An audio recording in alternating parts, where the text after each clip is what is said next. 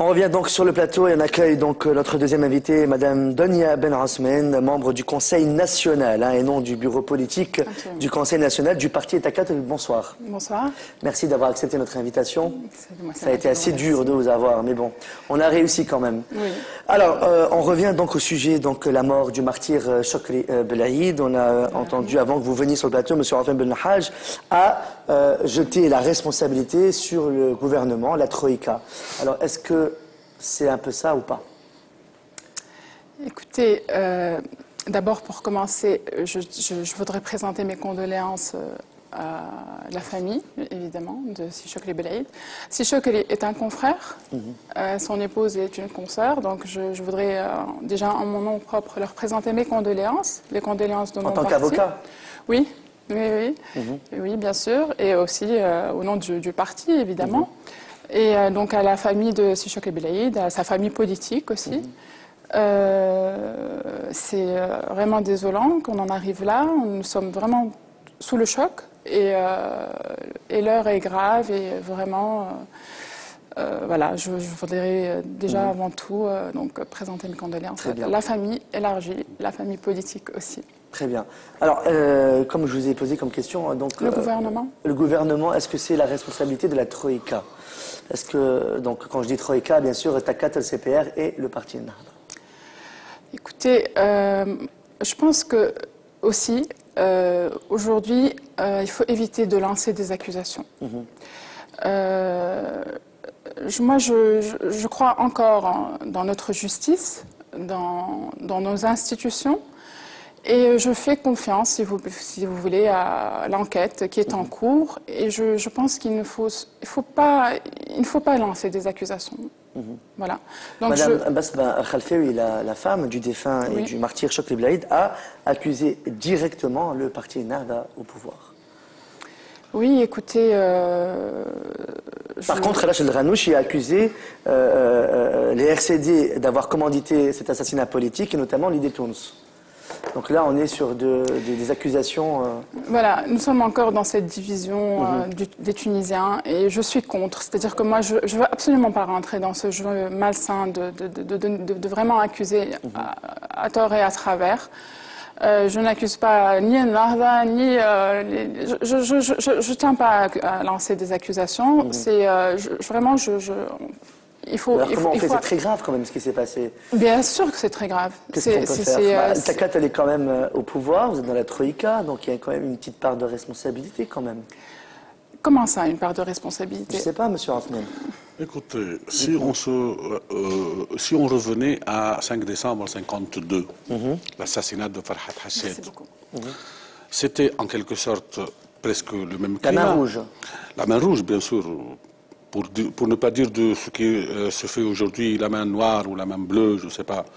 Mais à ce moment-là, il y avait une volonté très manifestée par le peuple tunisien à acquérir son indépendance. Toutes les ambitions du peuple tunisien a été, si vous voulez, consacrées chez Farhat Hached. Donc, en assassinant Farhat Hached, on croyait en même temps assassiner toutes les ambitions des Tunisiens qui militaient pour leur indépendance. Donc c'était simple à ce moment-là de dire que c'est celui qui a intérêt, c'est la France, c'est le colonialisme. Aujourd'hui, si on fait cette similitude, c'est-à-dire entre ce qui s'est passé en 1952 et ce qui se passe en 2013.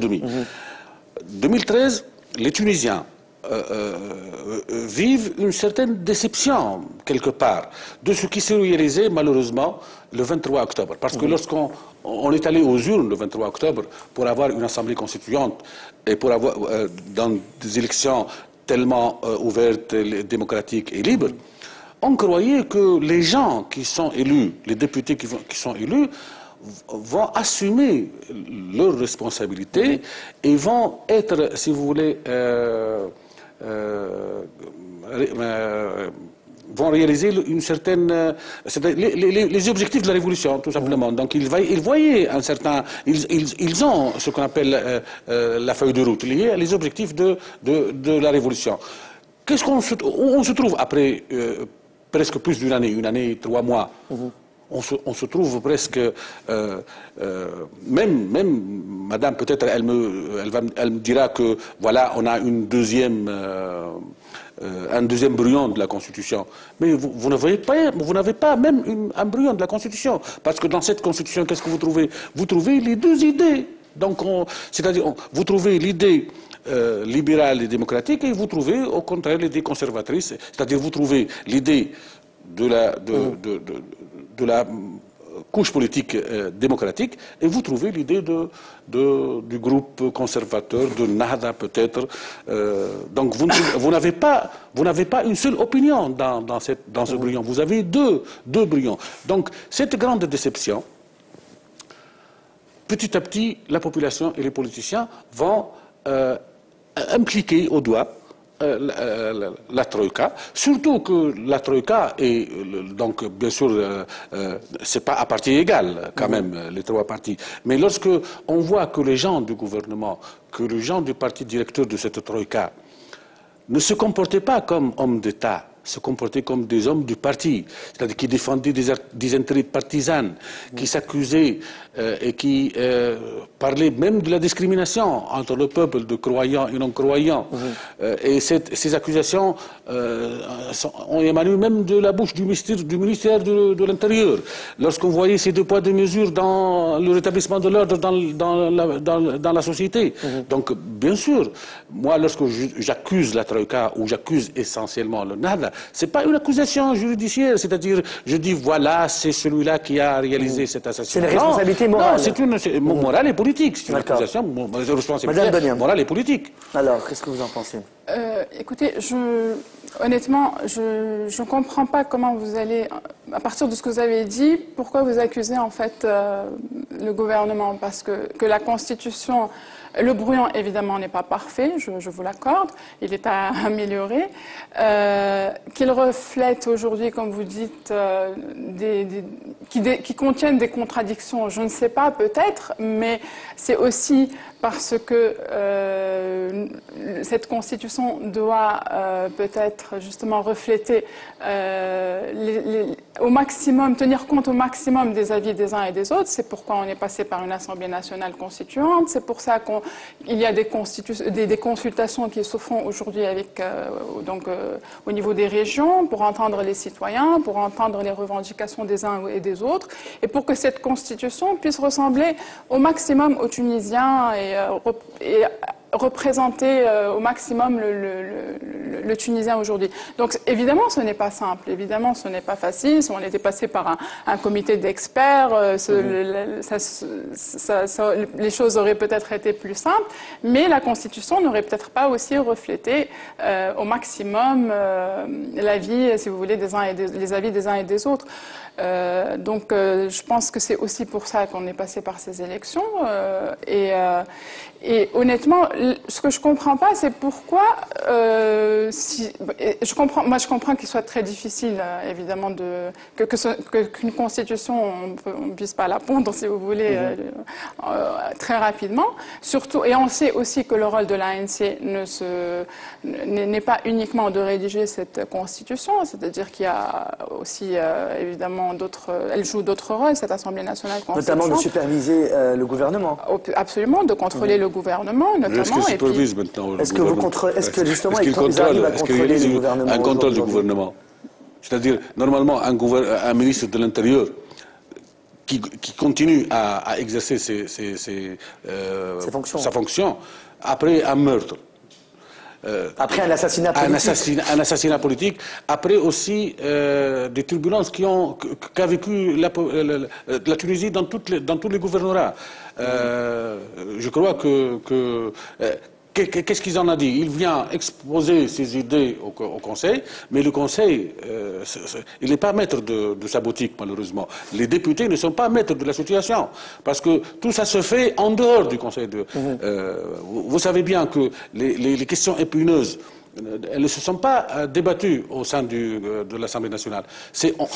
On attendait chaque fois que Rachid Ghannouchi disait voilà, on va accepter le premier article de la Constitution de 59. Voilà, on va accepter. On a l'impression quand même que Rachid Ghannouchi dirige un peu tout dans ce pays. Est-ce que vous pensez que c'est vrai? Je ne pense pas qu'il dirige l'Assemblée nationale constituante, quand même.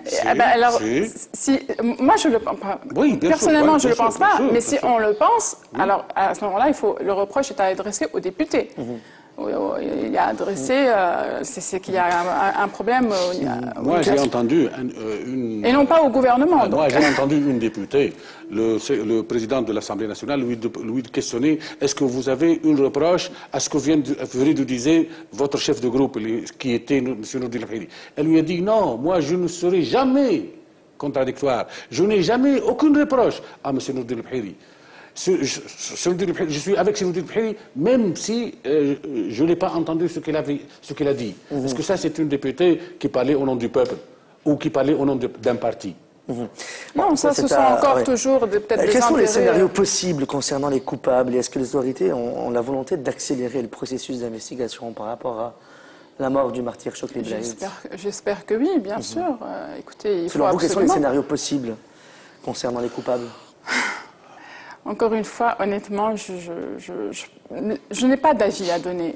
Je ne suis qu'une simple citoyenne qui observe vous êtes au gouvernement, vous êtes une simple citoyenne, membre d'un parti politique qui aujourd'hui gouverne tout un pays. Oui, mais le parti politique n'a pas non plus aujourd'hui à désigner des coupables. Il n'a pas à désigner des coupables. Quelle est la position d'État catholique? Écoutez, on estime que c'est évidemment très très grave. L'heure est grave, comme je vous le disais au départ. Nous sommes vraiment sous le choc et puis on ne peut que condamner et que c'est vraiment... Après, on a vécu tous les événements du 9 avril 2012 et on voyait à l'œil nu la violence qui s'exerçait de la part de certains gens reconnus par nom et photos et jusqu'à là maintenant on n'a interpellé personne.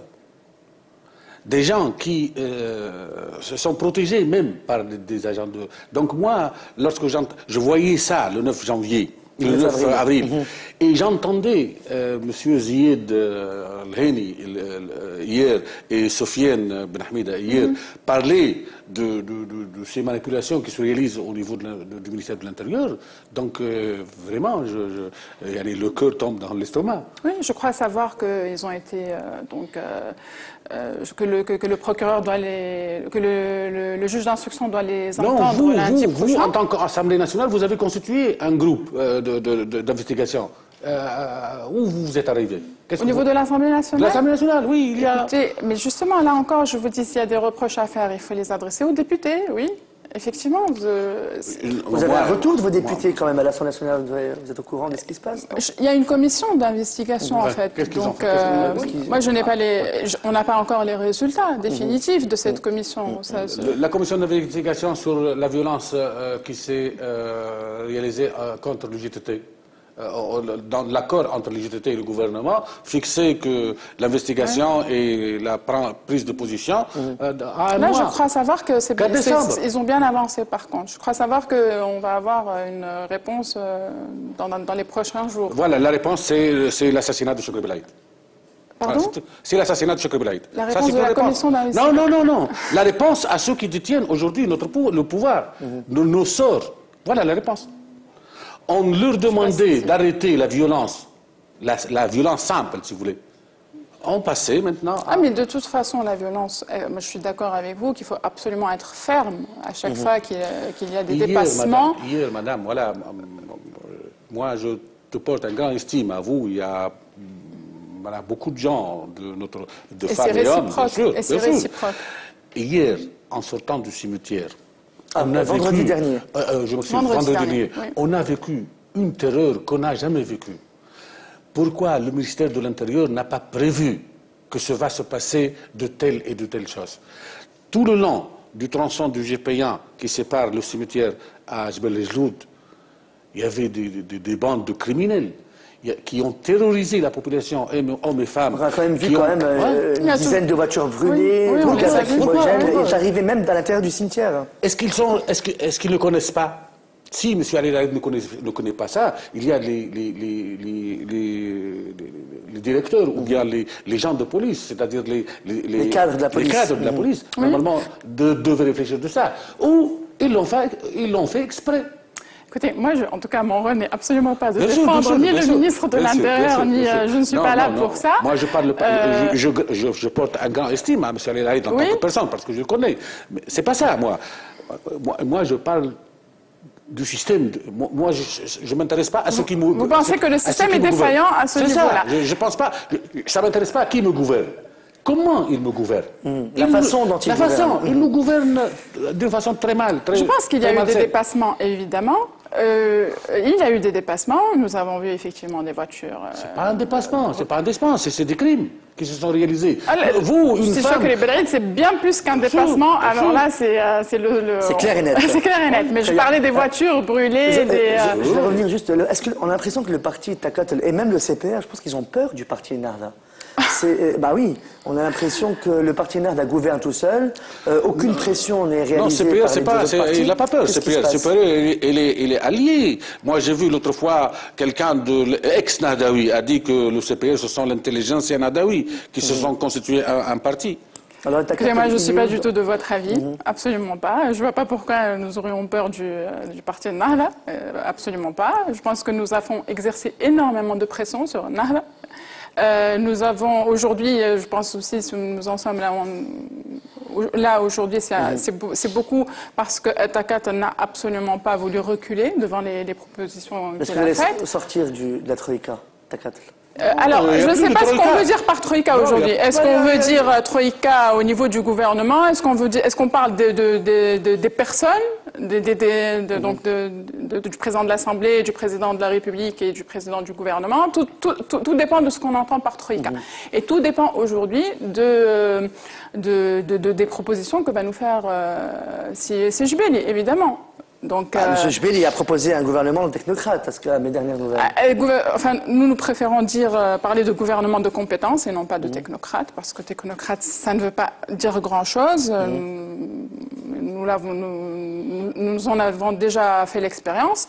Nous préférons donc parler de gouvernement de compétences, et puis tout dépend aussi des propositions. Il faut attendre et voir. C'est-à-dire des propositions. Est-ce qu'elles sont alléchantes pour Takatl ou pas? Il faut voir qui va être proposé et à quel poste aussi.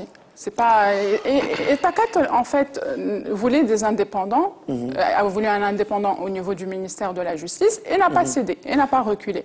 Donc vous me dites Takatl a peur de Ennahda, je ne vois pas pourquoi nous aurions peur de Ennahda, absolument pas. Et au contraire, nous avons à aucun moment cédé, nous n'avons à aucun moment reculé. Les Tunisiens ont peur donc du scénario algérien. Quelles sont les mesures nécessaires pour éviter ce scénario-là, ce terrible scénario, selon vous? Ce qu'il faut faire pour éviter ce scénario, moi je pense qu'il faudrait que les Tunisiens réussissent enfin à s'unir et à comprendre qu'aujourd'hui l'intérêt national doit primer sur tous les intérêts partisans. Qu'il faudrait arrêter toutes ces chamailles, toutes ces accusations à tort et à travers. Qu'il faudrait un petit peu s'unir et penser dans l'intérêt du pays, justement. Et je pense que Takatl n'a cessé, depuis bien avant le 23 octobre, n'a cessé d'appeler à cette union, n'a cessé de dire, dans une phase de transition démocratique, il faut que nous mettions que tout le monde se mette la main dans la main, que nous y allions tous pour défendre l'intérêt national. Malheureusement, ce message n'a pas été entendu. Et puis, il a ensuite été mal interprété. Donc, aujourd'hui, nous appelons et nous continuons d'appeler à cette union des Tunisiens. Et je pense que pour éviter ce scénario, justement, on ne peut que... En tout cas, c'est pas ce que pense la députée Kalima Suid, qui a démissionné des Takatl et qui accuse Takatl de prendre des décisions dans une villa à Gamart entre 5 personnes du parti. Il n'y a pas un seul écoutez, Comment du Takatel et du CPR, il n'y a pas un seul député qui a démissionné. Oui, effectivement, il n'y a pas Massoud a démissionné du parti. Karim Massoud a démissionné. Karim Massoud pense que les décisions se prennent entre 5 personnes. Ce n'est pas mon avis. Moi, je sais que les bureaux politiques, chaque fois que le bureau politique de Jutakat s'est réuni, ça dure des heures et des heures et ça se prolonge des fois jusqu'à minuit. Et donc, je pense que les débats sont là, au sein du parti, que tout le monde donne son avis et que les décisions se prennent à la majorité. Et là encore, le bureau politique est réuni en ce moment même. Et non, je ne pense pas, honnêtement, ce n'est pas mon avis. Les décisions ne se prennent pas dans une villa. Alors, j'aimerais poser une question. Voilà. Allez-y. Nous, Tunisiens, on avait un proverbe entre nous, dans le langage parlé, on dit que ton ennemi, tu le détestes, mais tu ne lui souhaites pas la mort. Bien sûr. N'est-ce pas? C'est le message qu'a voulu faire et qu'a fait le funérail du martyr Chokri hier. Donc, vendredi dernier. Vendredi dernier, je m'excuse. Je ne sais pas pourquoi toujours... Vous êtes perdu dans le temps. Voilà. Donc, tous les Tunisiens, on parlait de 140 000 hier dans le funérail. On parlait de quelques millions, peut-être, dans toute la Tunisie, qui ont réalisé ce qu'on appelle des funérailles pareils. Donc tous les Tunisiens sont contre la terreur, et sont contre la violence, et sont contre que la Tunisie entre dans cette tunnel de ce qu'a vu l'Algérie frère.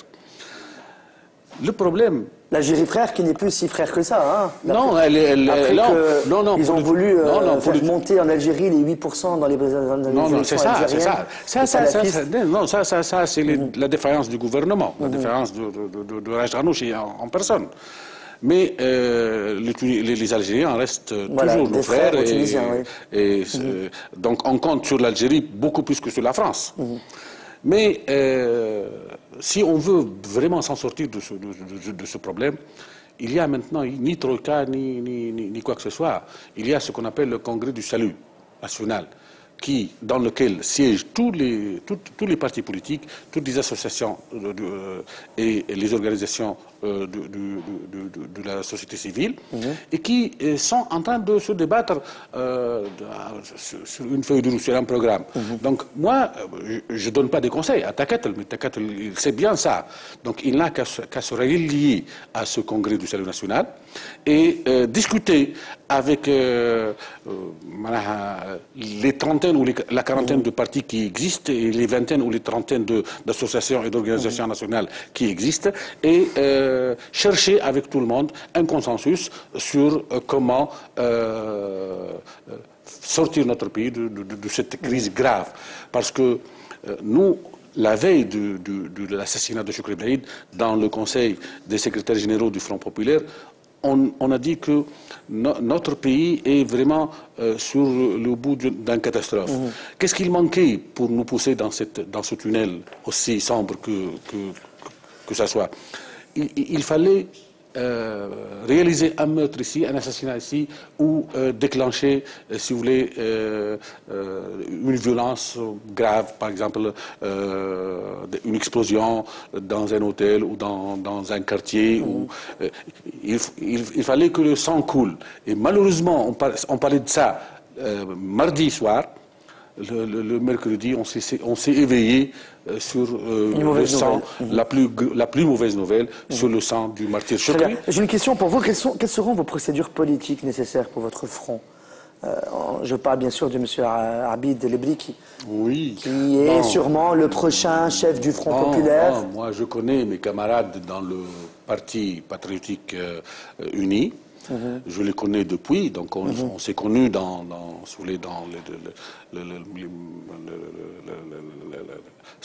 la société civile. On avait milité côte à côte contre Bourguiba, contre Ben Ali. Donc, moi, peut-être, je ne connais pas les jeunes de ce parti, mais parmi les anciens, je connais bien sûr Chedli Gueri, je connais Mohamed Jmour, je connais Abid Lebriki. Bien sûr, ils ont d'autres leaders. Bon, donc si j'étais patriotique démocratique uni, donc moi je votais peut-être pour Chokri, mais ça, c'est pas une ingérence, ça peut être un conseil, peut-être c'est un conseil, peut-être qu'il y a beaucoup plus de militants qui sont plus compétents de ça. Moi, d'ailleurs, est-ce que c'est le prochain, M. Abid Le Non, Briki? je ne sais pas. Donc pour le moment, il a de fortes chances, peut-être? Peut-être, oui, mais M. Abid, il a des fonctions à l'extérieur du pays. Je crois qu'il est au sein de CISL, je crois, qui menait une fonction envers les pays du Golfe. Mais très bien. Pour le moment, c'est Mohamed Jmour qui est le vice-président. Vice-président, chez Dligeri, peut-être, et tous ses camarades. Je leur espère qu'ils réussissent à redresser leur parti, à participer fort, comme participait Chokri Belaïd, à la démocratisation de notre vie. Oui. Allez-y. Alors, juste pour revenir sur ce que disait M. Othmane, évidemment, le Takatel est ouvert au dialogue. Voilà. Je pense que vous savez très bien que nous avons appelé l'initiative de l'UGTT. Nous avons toujours été pour le dialogue et nous sommes toujours en faveur donc, du consensus le plus large possible. Et donc, évidemment, nous soutenons toute initiative dans laquelle on appelle à un dialogue, à l'écoute des autres.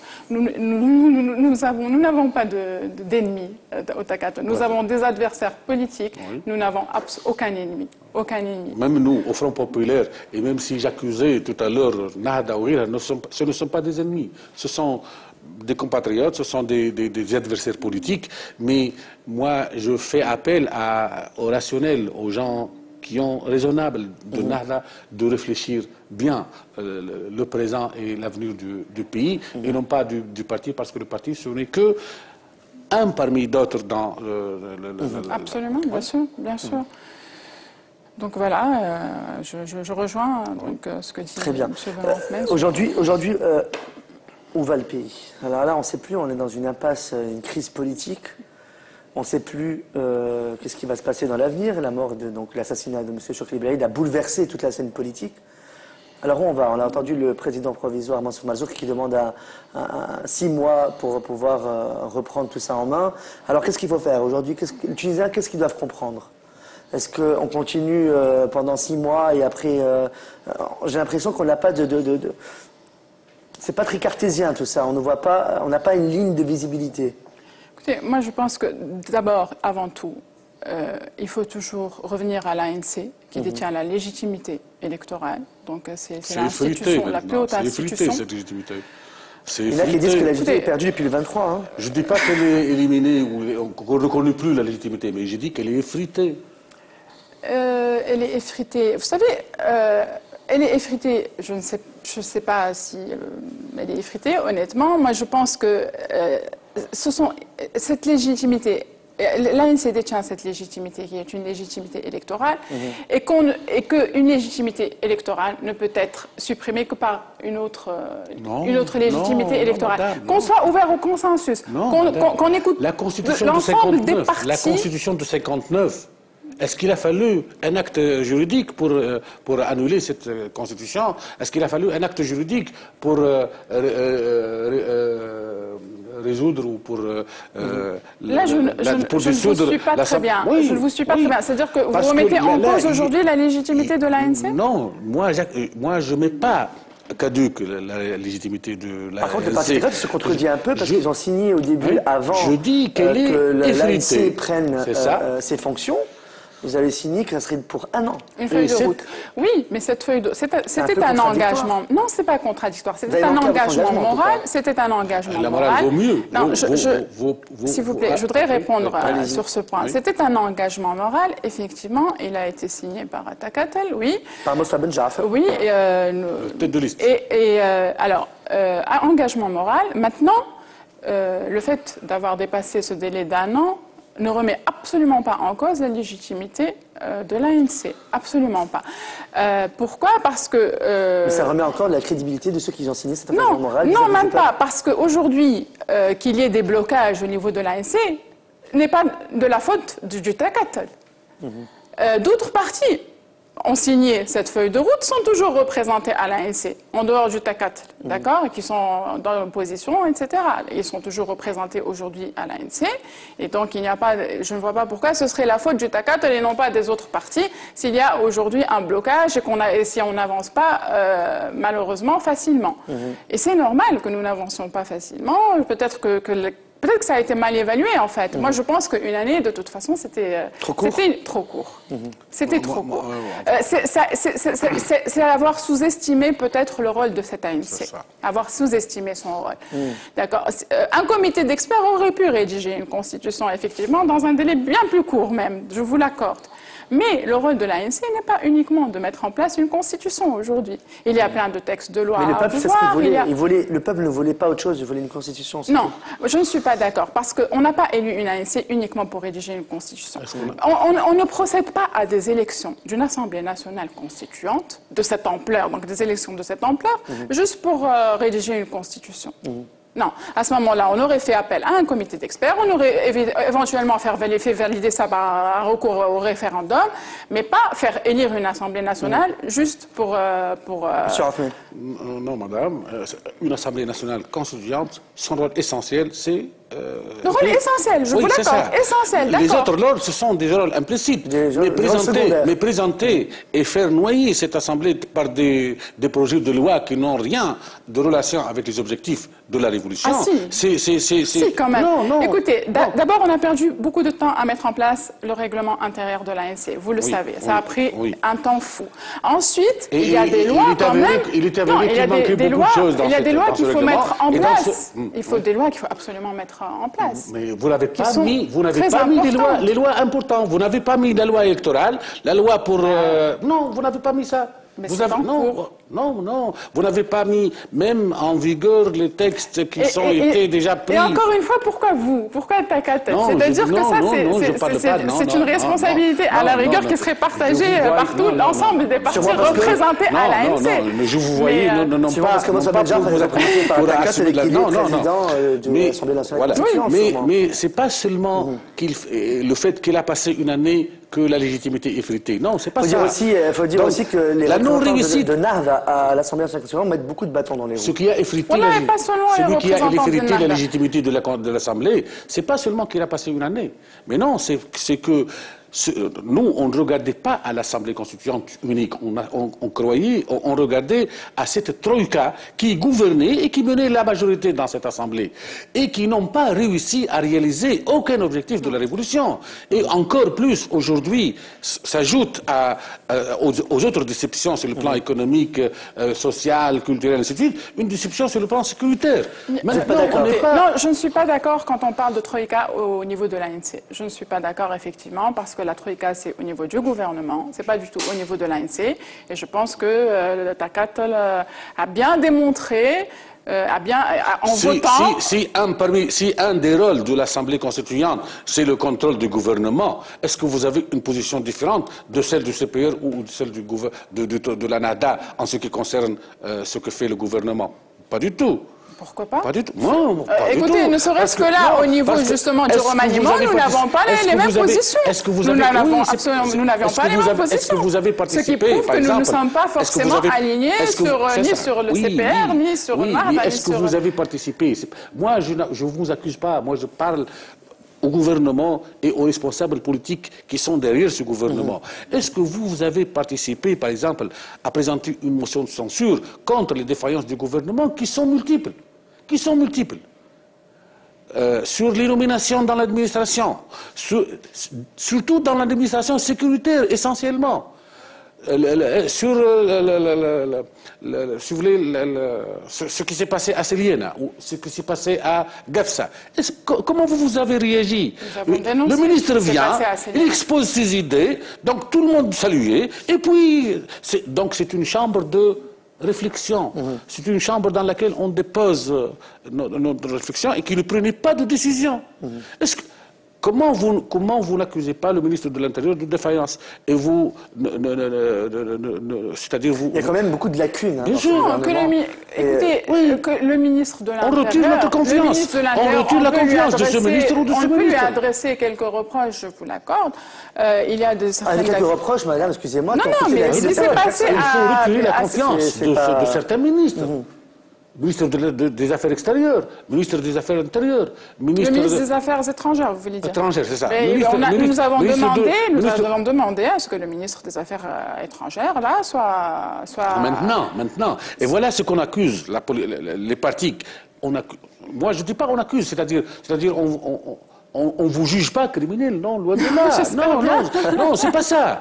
Mais lorsque je dis... La responsabilité morale. C'est ça. Aujourd'hui, Etta Kettel, par exemple, moi, je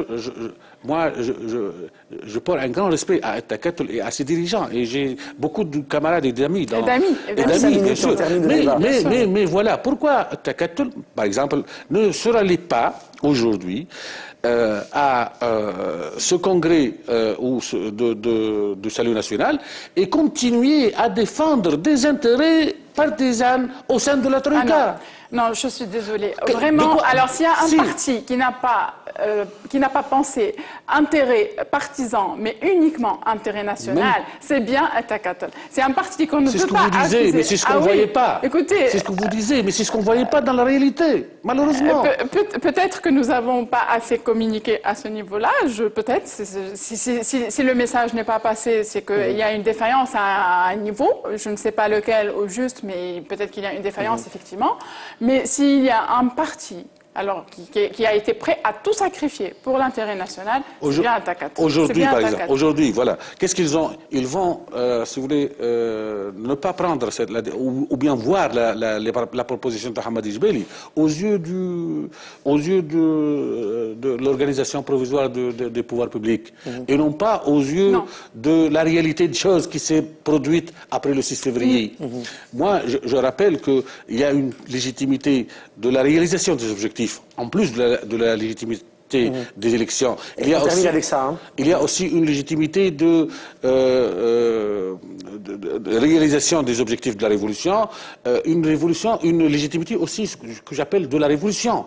Parce que si on avait dissous les assemblées de Ben Ali, si on avait dissous la constitution de 59, c'est parce qu'il y avait un fait révolutionnaire. Aujourd'hui, normalement, on ne doit pas se cantonner dans ce langage juridique et voir la réalité des choses. La réalité des choses, c'est qu'il y a des millions de personnes qui accusaient de doigt ou qui mentionnaient de doigt ce gouvernement-là et qui lui... Est-ce que vous pensez que le gouvernement doit être dissous? D'ailleurs, par la proposition de Hamadi Jbeli, il est dissous, réellement. Est-ce que lui-même sera dissous? Il n'est pas encore dissous, non. Réellement, le président de la République, il y avait un mois dernier, il a dit que moi, je ne voyais plus ce gouvernement capable de mener la Tunisie vers l'avant. Et il a proposé un gouvernement restreint. Très bien. Aussi, le Premier ministre l'a répété. Et on continue de chercher est-ce que tel article ou tel article lui permettait ou non. Non, il y a une raison révolutionnaire qui oblige à tout le monde, élu ou non élu, de ne voir, de ne regarder que les intérêts de notre pays. Madame Bania, on termine avec vous. Oui, alors là où je suis d'accord avec vous, c'est quand vous dites que la solution, enfin j'interprète que vous avez dit ça, mais que la solution n'est pas uniquement juridique, effectivement, elle est avant tout politique, c'est vrai, mais il faut un minimum aussi quand même... de l'égalité. De l'égalité, absolument. Mais la solution, effectivement, est surtout politique aujourd'hui. Voilà.